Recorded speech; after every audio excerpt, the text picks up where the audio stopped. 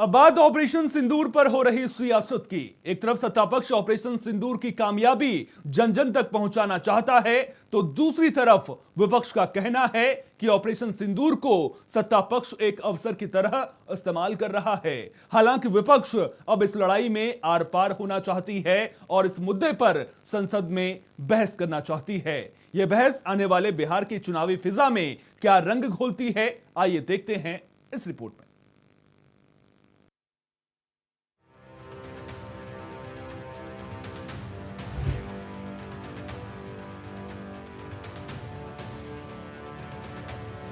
बात ऑपरेशन सिंदूर पर हो रही राजनीति की, जो बिहार विधानसभा चुनाव से ठीक पहले एक बड़े चुनावी मुद्दे के रूप में उभरी है।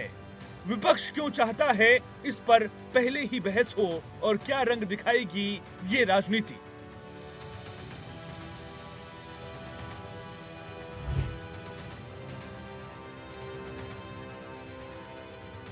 ऑपरेशन सिंदूर भारतीय सेना का किया एक ऐसा कारनामा जिसने देश में राष्ट्रवाद की लहर पैदा की।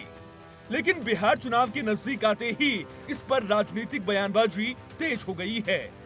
सत्तापक्ष इसे अपनी सरकार की मजबूत इच्छा शक्ति और सैन्य पराक्रम के रूप में पेश कर रहा है, तो वहीं विपक्ष इसे राजनीतिकरण का आरोप लगा रहा है।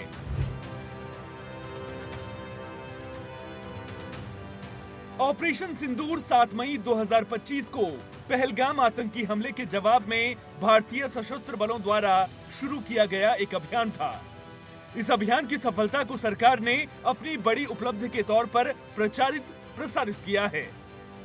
प्रधानमंत्री नरेंद्र मोदी ने बिहार की रैलियों में इस ऑपरेशन का जिक्र करते हुए इसे भारत के स्वदेशी हथियारों की ताकत और भारतीय मूल्यों और भावनाओं का प्रतिबिंब बताया है।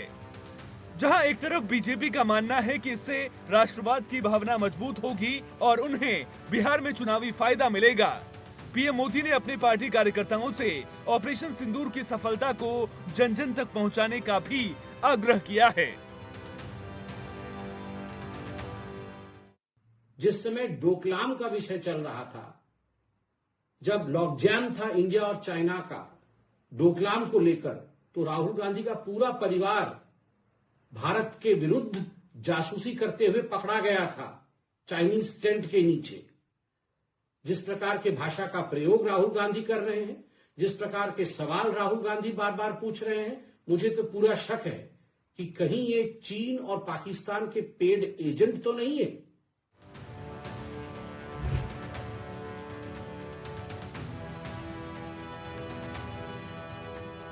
पिछले हफ्ते पश्चिम बंगाल के अलीपुरद्वार में प्रधानमंत्री मोदी ने केंद्र सरकार और बीजेपी की उपलब्धियों के बीच ऑपरेशन सिंदूर का भी जोर शोर से जिक्र किया।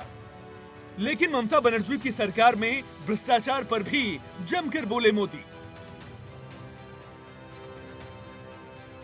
ममता बनर्जी ने भी बिना देर किए पीएम मोदी के जाते ही तुरंत प्रेस कॉन्फ्रेंस की और जमकर मोदी पर बरसी और आरोप लगाया कि विपक्ष इसे सेना की कार्रवाई का राजनीतिक लाभ उठाने की कोशिश बता रहा है। प्रधानमंत्री मोदी ऐसे बात कर रहे हैं जैसे हर महिला के पति हों, वो अपनी पत्नी को सिंदूर क्यों नहीं देते। Every women they have a respect. They take sindoor from their husband. But PM Modi is saying just like you are not the husband of everybody. Why you are not giving sindoor to your Mrs. first? Sorry to say, I should not go into all this matter, but you compel us. उधर राहुल ने भोपाल में अपने दल पर आए गुस्से के भड़ास को बीजेपी पर बरसाते दिखे।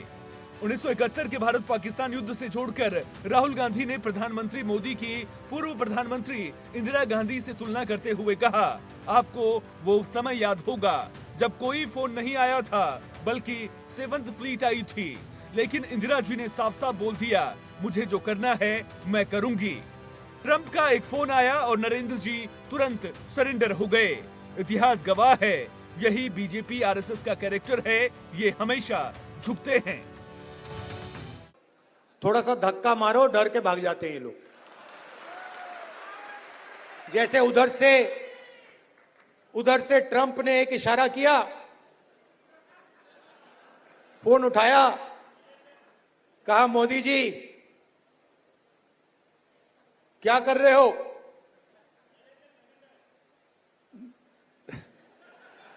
नरेंद्र, सरेंडर। और जी हजूर करके नरेंद्र मोदी जी ने ट्रंप के इशारे का पालन किया। आपको एक समय याद होगा जब फोन कॉल नहीं आया था, 7th फ्लीट आई थी, 71 की लड़ाई में 7th फ्लीट आई थी, हथियार आए थे, एयरक्राफ्ट कैरियर आया था। इंदिरा गांधी जी ने कहा, मुझे कुछ जो करना है मैं करूंगी।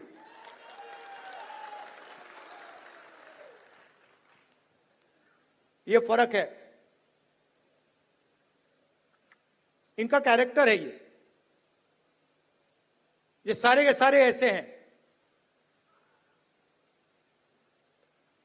आजादी के समय से ऑपरेशन सिंदूर पर ये राजनीतिक घमासान क्या रंग दिखाता है? क्या ये सचमुच राष्ट्रवाद का मुद्दा है या सिर्फ चुनावी फायदा उठाने की कवायद? जानने की कोशिश करते हैं। कोई भी बड़ा सैन्य अभियान या राष्ट्रीय सुरक्षा से जुड़ा मामला स्वाभाविक रूप से जनता के बीच चर्चा का विषय बनता है, लेकिन जब चुनाव नजदीक हो तो राजनीतिक दल इसे अपने अपने तरीके से भुनाने की कोशिश करते हैं। ऑपरेशन सिंदूर के मामले में भी यही हो रहा है।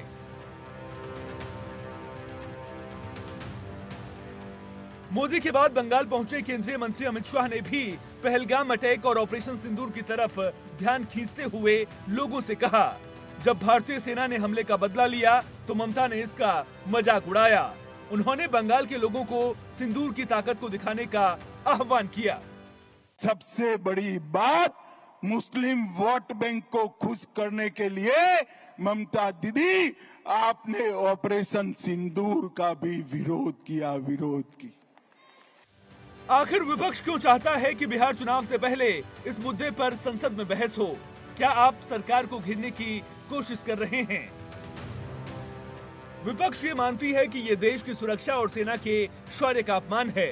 सेना ने अपना काम किया है, उसकी सराहना होनी चाहिए, लेकिन बीजेपी इसका राजनीतिकरण कर रही है। वे सिंदूर जैसे पवित्र प्रतीक को भी चुनावी हथियार बना रहे हैं। ये महिला भावनाओं को आहत करने वाला है। अगर ये इतना महत्वपूर्ण अभियान था तो सरकार को संसद में इस पर विस्तृत चर्चा करनी चाहिए। ये पूरे देश की सामूहिक पीड़ा थी। पूरा देश हम की भावना से सोच रहा था, वी, और उसके बाद ऑपरेशन सिंदूर। हम की भावना से सोचने के बावजूद कुछ चिंता के लक्षण हुए। एक, दुनिया का एक देश के राष्ट्रपति सरपंचाई प्रतिदिन कर रहे हैं, 13 बयान 15 दिनों में, और वो बयान कोई सरकार आहत हो या ना हो, कोई पॉलिटिकल पार्टी आहत हो या ना हो, हिंदुस्तान की भावना को आहत करता है।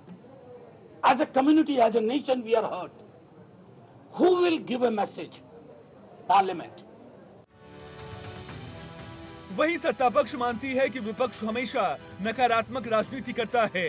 जब देश की सेना शौर्य दिखाती है तो विपक्ष को इसमें भी राजनीति दिखती है। ऑपरेशन सिंदूर देश की सुरक्षा के लिए एक महत्वपूर्ण कदम था और प्रधानमंत्री जी ने जनता को इसकी जानकारी दी है। क्या देश के प्रधानमंत्री को अपनी सेना के पराक्रम का बखान नहीं करना चाहिए? क्या विपक्ष ये चाहता है कि हम चुप रहें? सिंदूर का जो संदर्भ विपक्ष उठा रहा है वो पूरी तरह से गलत बयानी है। एक हिंदी में कहावत होती है, नया मुल्ला प्याज ज्यादा खाता है, मगर यहां गैर मुल्ला इस कदर प्याज खाने में लगा हुआ है कि उसे लग ही नहीं रहा है कि यह देश के स्वाभिमान और सेना के शौर्य और सेना का कितना भीषण अपमान कर रहा है। मैं पूछना चाहता हूं, वैसे राहुल गांधी जी की बुद्धिमत्ता और विवेकशीलता पर,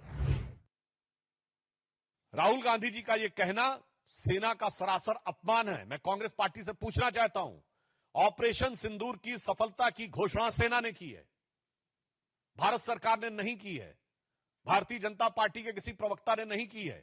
जैसे आपके प्रवक्ता अब अचानक सोकर जागने लगे, अपने जमाने क्या क्या बातें बोले, तो मैं पूछना चाहता हूं, आपने सरेंडर शब्द यूज करके सेना का अपमान किया है या नहीं? क्योंकि सीधे सीधे जब आपने सेना के बयान को सरेंडर से तुलना किया है, इसका मतलब भारत और भारत की सेना का सर झुकाने का वो काम और इसके लिए वो शब्द जो पाकिस्तान की सेना, पाकिस्तान के आतंकवादी संगठन और यूएन सिक्योरिटी काउंसिल के द्वारा डिजिग्नेटेड आतंकवादी जैसे मौलाना मसूद अजहर और हाफिज सईद भी नहीं बन कर पाए हैं, तो आप क्यों उनके मुहाफिज बनने की कोशिश कर रहे हैं? बड़ा सवाल यह है कि ऑपरेशन सिंदूर का मुद्दा बिहार चुनाव में निर्णायक भूमिका निभाएगा या जनता के मुद्दे कुछ और हैं। ऑपरेशन सिंदूर निश्चित रूप से एक भावनात्मक मुद्दा है और इसका राष्ट्रवाद की भावना से सीधा जुड़ाव है। बीजेपी इसे एक बड़े नैरेटिव के तौर पर पेश कर रही है, खासकर उन शहरी और राष्ट्रवादी मतदाताओं के बीच जो इस तरह के मुद्दों से आसानी से जुड़ जाते हैं। ये देखना दिलचस्प होगा कि बीजेपी राष्ट्रवाद के मुद्दे को कितना भुना पाती है और विपक्ष इसे बेरोजगारी, महंगाई जैसे मुद्दों से कैसे काउंटर करता है। फिलहाल ये एक ऐसा मुद्दा बन गया है जो मतदाताओं के एक बड़े वर्ग को प्रभावित करने की क्षमता रखता है। विपक्ष की ये मांग दोधारी तलवार है। एक तरफ वे सरकार को पारदर्शिता और जवाबदेही के कटघरे में खड़ा करना चाहते हैं और ये दिखाना चाहते हैं कि सरकार सेना का राजनीतिक इस्तेमाल कर रही है, लेकिन दूसरी तरफ अगर सरकार इस पर कोई मजबूत जवाब देती है तो ये बीजेपी के लिए एक और प्रचार का अवसर बन सकता है। विपक्ष को ये समझना होगा कि राष्ट्रवादी भावनाएं अक्सर चुनावों में प्रभावी होती हैं। उन्हें इस मुद्दे को बहुत सावधानी से संभालना होगा ताकि वे खुद ही राष्ट्रवादी विरोधी न दिखें। उनकी कोशिश होनी चाहिए कि वे राष्ट्रीय सुरक्षा के मुद्दे पर सवाल उठाने के बजाय सरकार द्वारा इसके राजनीतिकरण पर सवाल उठाएं।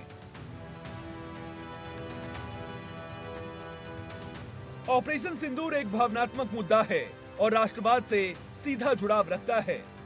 बीजेपी की रणनीति शहरी और राष्ट्रवादी मतदाताओं को आकर्षित करने के लिए एक बड़े नैरेटिव के तौर पर पेश करना।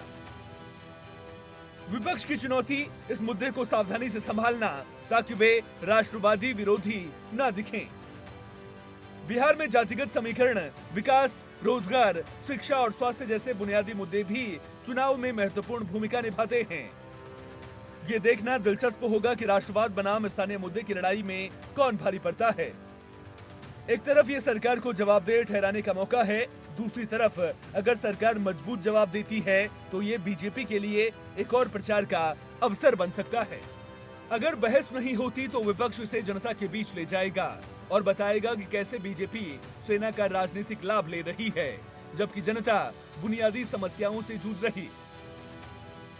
बहरहाल ये चुनावी दंगल है, शोर तो होना ही है, लेकिन ये पब्लिक है, सब जानती है। अपने अधिकार का सही इस्तेमाल करना वो जानती है।